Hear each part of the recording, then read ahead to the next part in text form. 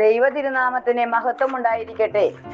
കർത്താവിൽ ഏറ്റവും പ്രിയപ്പെട്ടവരെ, നമ്മുടെ കർത്താവായ യേശു ക്രിസ്തുവിന്റെ നാമത്തിൽ നിങ്ങൾക്ക് എല്ലാവർക്കും സ്നേഹവന്ദനം. മനുഷ്യപുത്രന്റെ ജനനത്തെ ശാരീരികവും മാനസികവുമായ ഒരുക്കത്തോടെ വരവേൽക്കുന്നതിന് സഭ ക്രമീകരിച്ചിരിക്കുന്ന നോമ്പാണ് എൽദോ നോമ്പ്, അല്ലെങ്കിൽ 25 നോമ്പ്. ലോകമെമ്പാടുമുള്ള ജനങ്ങൾ ജാതി മതഭേദമന്യേ ആഘോഷിക്കുന്ന ഒരേയൊരു ആഘോഷമാണ് ക്രിസ്തുമസ്.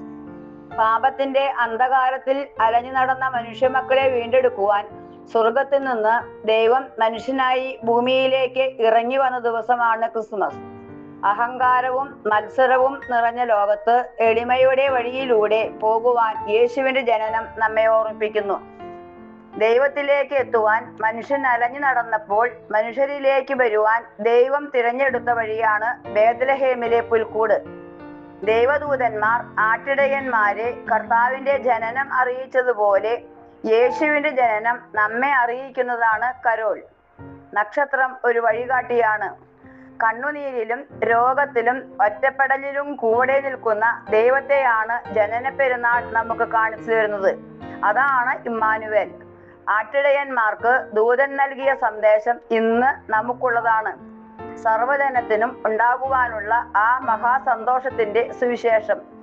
പ്രിയപ്പെട്ടവരെ, ക്രിസ്മസ് വെറുമൊരു ആഘോഷമല്ല, അതൊരു അനുഭവമാകണം. ഉള്ളതിൽ നിന്ന് ഉള്ളതുപോലെ മറ്റുള്ളവർക്ക് കൊടുക്കുവാൻ കഴിയുന്നതാണ് ക്രിസ്മസ്. അതിനെ ഒരു നല്ല മാതൃക കാണിച്ചു തരികയാണ് കൂനിയായ സ്ത്രീ.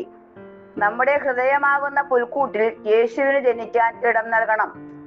ആഡംബരങ്ങൾക്കും ആഘോഷങ്ങൾക്കും അപ്പുറം ക്രിസ്തുവിന്റെ സ്നേഹം മറ്റുള്ളവരിലേക്ക് പകരാൻ നമുക്ക് സാധിക്കണം.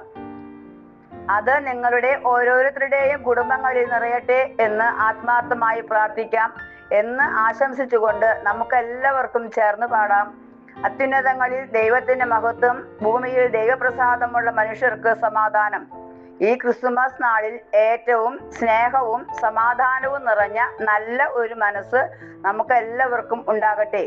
അനുഗ്രഹീതമായ ആശംസകൾ നേർന്നുകൊണ്ട് നിർത്തുന്നു. ദൈവം ഞങ്ങളെല്ലാവരെയും സമൃദ്ധിയായി അനുഗ്രഹിക്കട്ടെ.